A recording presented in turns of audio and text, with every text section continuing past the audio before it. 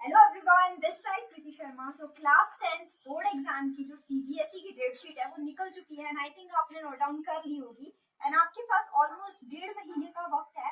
जिस 1.5 महीने के अंदर आप अपने पूरे सिलेबस को कवर करके अपने एग्जाम में बैठने के लायक होंगे।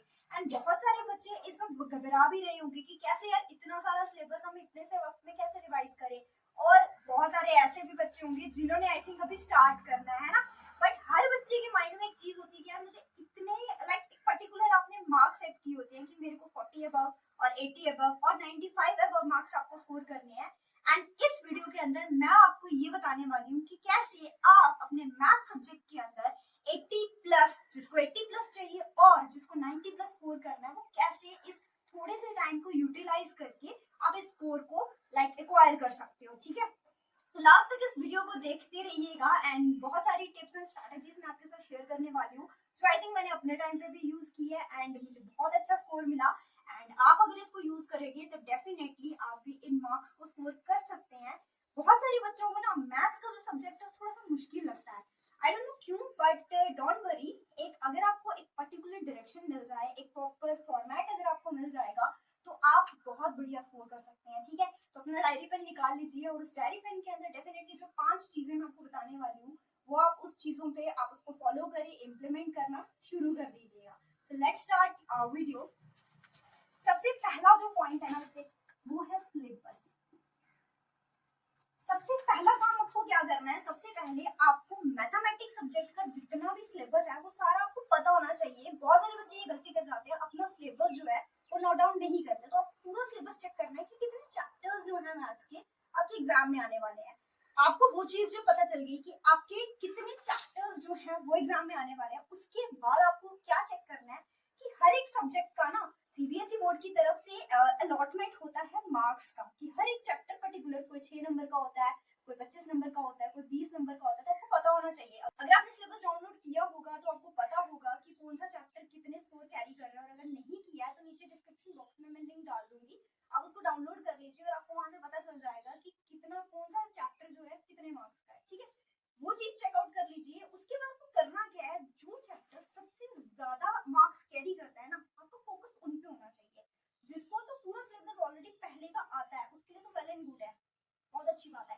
पर जो बच्चा अभी स्टार्ट कर रहा है, आपने क्या करना है, जिस चैप्टर के सबसे ज्यादा मार्क्स है ना, आप उस पर फोकस करो, उसको अच्छे से प्रैक्टिस करने की कोशिश आपको करनी है। ठीक है, तो पहला पॉइंट आपको समझ आया। सबसे पहले आपको सिलेबस चेक करना है। सिलेबस चेक करने के बाद आपको क्या चीज करनी है कि जिसका सबसे ज्यादा स्कोर है, लाइक जिसमें मार्क्स ज्यादा, वो चैप्टर्स आपको एनालाइज करने हैं। ठीक है, दूसरी चीज आपको क्या फॉलो करनी है, आपको सिलेबस पता चल गया, कौन सा चैप्टर कितने मार्क्स का है वो पता चल गया। अब कहाँ से पढ़ाई करनी। बहुत सारे बच्चे क्या गलती कर देते हैं कि 4-5 किताबें पकड़ लेंगे, बिकॉज दिमाग में एक डाउट डाल दिया जाता है ना, बच्चे सीबीएसई है बहुत टफ होगा ये वो। तो आपको उस चक्कर में नहीं जाना है। आपको एक किताब दी गई है सीबीएसई बोर्ड की तरफ से एंड वो बुक है आपकी एनसीईआरटी।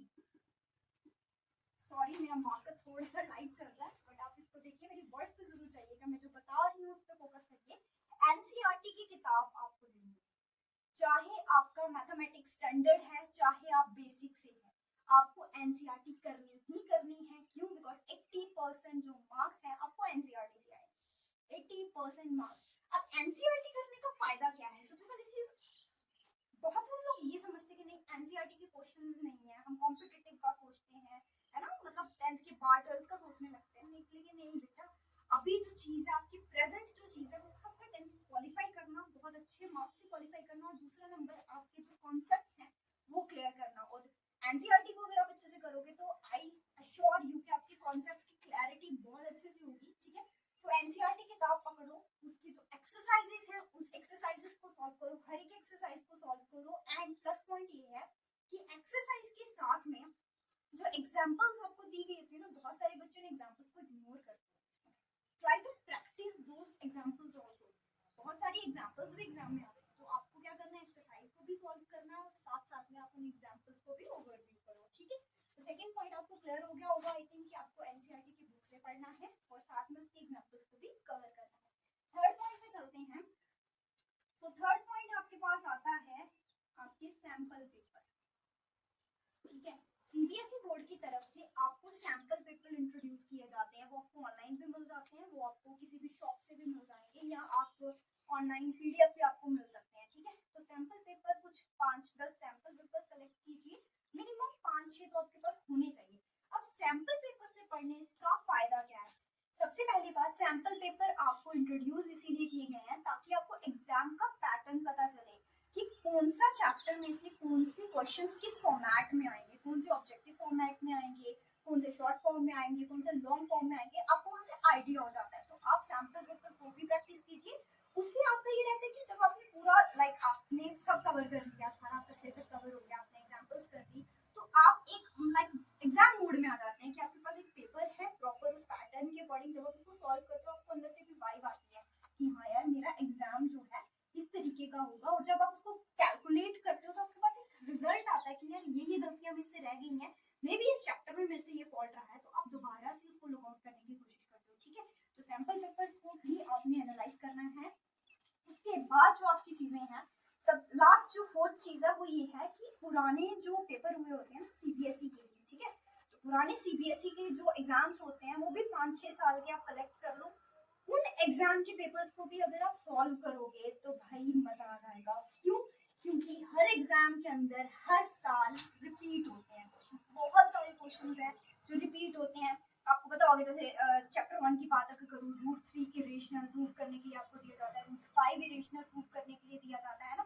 तो बहुत सारे रिपीटेड क्वेश्चंस बार बार आते हैं। तो जब आप पुराने सीबीएसई के क्वेश्चन पेपर्स को देखोगे ना तो आपको बहुत तगड़ा आइडिया मिल जाएगा कि यार मेरा पेपर इस तरीके से होने वाला है। एंड बहुत सारे क्वेश्चंस जो है यार रिपीट होते हैं, तो उनको जरूर आप चेक करना, ठीक है। तो आई थिंक आपको ये चीजें समझ आ गई है कि आपको क्या पढ़ना है और कहाँ से पढ़ना है, ठीक है। अब बात करते हैं उस स्ट्रैटेजी की कि आपको, अब ये तो हमें पता चल गया कि ये चीजें हमें पढ़नी है, लेकिन उसको किस फॉर्मेट में पढ़ना है, पूरे दिन को आप किस तरीके से अरेंज करोगे और कितने टाइम में आप उन चीजों को कवर करोगे। चलते हैं इन टिप्स की ओर। सबसे पहली चीज आपको क्या करनी है, आपको डेली स्केड्यूल जो है वो तैयार करना है। लाइक सुबह कितने बजे उठेंगे, दिन का डिनर, सॉरी दिन में लंच होता है, तो दिन में लंच कितने बजे करोगे, शाम को डिनर कितने बजे करोगे, आप कितने घंटे किस सब्जेक्ट को दोगे। तो आपने क्या करना है, जो भी आपको सब्जेक्ट टफ लगता है, आपको लगता है इसमें पकड़ मेरी ज्यादा कमजोर है, तो आप कोशिश करो ज्यादा से ज्यादा टाइम आप सब्जेक्ट को दो, ठीक है। उसके बाद उससे कमजोर या आपको खुद पता होगा कि मेरी पकड़ कौन से सब्जेक्ट में कम है, ठीक है। क्योंकि क्लियर तो उसको भी करना है ना। अब जो चीज आपको अच्छे से आती है अगर उसी पे लगे रहे तो दूसरा सब्जेक्ट तो रह जाएगा और मुश्किल फिर बाद में आप ही को पड़ेगी, ठीक है। तो कोशिश करो अपने पूरे टाइम को मैनेज करने की कोशिश करो। अगर आप चाहते हो कि मैं इस चीज पे डेली स्केड्यूल पे प्रॉपर तरीके से कैसे दिन को हम यूज करें अपने टाइम को कवर करने के लिए, अपने सिलेबस को कवर करने के लिए, तो आप एक काम करो, कमेंट बॉक्स में ठीक है। नेक्स्ट पॉइंट की बात अगर करी जाए तो नेक्स्ट पॉइंट में आपने क्या करना है, जितने भी चैप्टर्स है हर चैप्टर का पर्टिकुलर क्या है फॉर्मूलेज, एक पर्टिकुलर फॉर्मूला है या 2-3 पर्टिकुलर फॉर्मूले हैं, उन्हीं फॉर्मूले को यूज करके सारे क्वेश्चन सॉल्व हो रहे हैं। तो आपने क्या करना है, हर चैप्टर के लिए ना अपने 2-3 पेज का प्रॉपर एक छोटा सा नोट्स बना लेना है जिसमें फॉर्मूलेज रख सको। तो जैसे ही चैप्टर शुरू करना है आपने क्या करना, उस नोट को चेक किया, फॉर्मूले आपके दिमाग में फिट हो गए, तो ऑब्वियसली नॉर्मल सी चीज है, अगर आपको फॉर्मूला पता है क्वेश्चन तो उसी रिगार्डिंग और उसी फॉर्मूले को यूज करके तो क्वेश्चन सॉल्व हो रहे हैं, मतलब बहुत बड़ा पहाड़ है, ठीक है। तो फॉर्मूलेज नोट डाउन करो और उन फॉर्मूलेज को दिमाग में फिट कर लो, क्योंकि वो फॉर्मूलेज आपको 1 नंबर के क्वेश्चन में भी आते हैं, तो वहां में भी आपको बेनिफिट मिलेगा, ठीक। तीसरी बात करूं तो आपको प्रॉपर ब्रेक्स भी लेने हैं। अब ये नहीं सुबह 9 बजे बैठे तो शाम को 8 बजे तक पढ़ते रहे, बहुत सारे बच्चे ये गलती करते हैं, तो ये चीज नहीं करनी है। इससे आपके माइंड पे थोड़ा प्रेशर पड़ता है और आप खुद ही एनालाइज करो कि 12-1 बजे के बाद अगर आप कंटिन्यूअसली स्टडी कर रहे हो तो आपका ब्रेन जो है अच्छे से चीजें ग्रैस्प नहीं करेगा। और बच्चे गलती बस ये करते हैं, मैथ सब्जेक्ट में सबसे बड़ी गलती है कि सिर्फ देख रहे हैं, क्वेश्चन सॉल्व हुए हैं उसको सिर्फ देखे जा रहे हैं कि बस हाँ ऐसे ऐसे कर रहे हैं, सबसे बड़ी गलती है। और यही गलती है जिस वजह से आपके मार्क्स जो है वो कम आते हैं। क्यों? क्योंकि एग्जाम में आपको भूल जाता है, क्योंकि आपने सिर्फ देखा होता है, प्रैक्टिस नहीं किया होता। तो मैथ्स जो है इज ऑल अबाउट प्रैक्टिस। जितना ज्यादा प्रैक्टिस करोगे, जितना ज्यादा रिपीटेड प्रैक्टिस करोगे, उतना ज्यादा आपके माइंड में वो क्वेश्चन स्टोर हो जाएंगे, तो बाद में आपको रिविजन करने की जरूरत भी नहीं पड़ेगी। तो कोशिश करो जितना ज्यादा हो सके आप प्रैक्टिस कीजिए एंड पढ़ाई के टाइम पे थोड़ी ब्रेक्स भी, जैसे 1-1.5 घंटा आपने पढ़ाई की उसके बाद थोड़ी थोड़ी ब्रेक्स आपने ली, ठीक है। अब सबसे इम्पोर्टेंट चीज अपना खाना पीना अच्छा रखे। बहुत सारे बच्चे जो है मतलब खाना पीना भूल जाते हैं कि हम नहीं खाएंगे, हम सिर्फ पढ़ेंगे ही पढ़ेंगे क्योंकि प्रेशर बढ़ गया पेपर का। तो भी टाइम पे रखना है, स्टडी भी अपनी टाइम पे रखनी है, और बहुत अच्छे से आपका इस 1-1.5 मंथ के अंदर आपका सारा सिलेबस कवर हो जाएगा। एंड बहुत चुनिंदे क्वेश्चंस भी होते हैं, और अगर आप ये चाहते हो कि कुछ लाइक इंपॉर्टेंट क्वेश्चंस पर मैं कोई वीडियो बनाऊँ, तो डेफिनेटली कमेंट बॉक्स पे इस पे भी आप जरूर मुझे बताइएगा, मैं उस पर भी कोई वीडियो बना दूंगी, क्योंकि एक वीडियो के अंदर सारी चीजें कवर करना थोड़ा सा मुश्किल हो जाता है, वीडियो लंबी हो जाती है और आपको अभी प्रिपरेशंस भी करनी है, ठीक है। सो आई थिंक आपको मैंने अभी तक जितनी भी चीजें समझाई हैं वो इनफ है। अगर आप इतनी सी बातों को भी अपनी लाइफ में इम्प्लीमेंट करते हो ना, और इस 1-1.5 मंथ में इस चीज को इम्प्लीमेंट करते हो, तो डेफिनेटली आप बहुत अच्छा स्कोर करोगे, ठीक है।